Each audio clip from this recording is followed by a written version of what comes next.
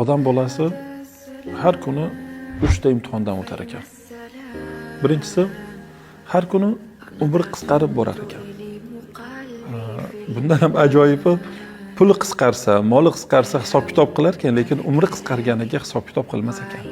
Vaholanki ketgan pul qaytishi mumkin, lekin ketgan umr hech qachon qaytmas ekan. Ikkinchisi, inson har kuni Alloh taolo bergan rizqini yeydi, lekin bu yegan rizqi harom bo'lsa, azob bo'ladi. Agar halol bo'lsa, hisob-kitob bo'ladi. Qiyomatda bunga qanday hisob-kitob qilinishligini parvo qilmas ekan. Yeb yotaverar ekan bu dunyoda. Haloldan yeyish kerak ekan faqat.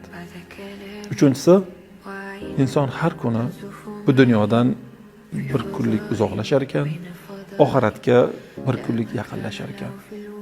Va ketgan dunyoga hasrat qilar ekan, lekin yaqinlashayotganiga parvo qilmas ekan.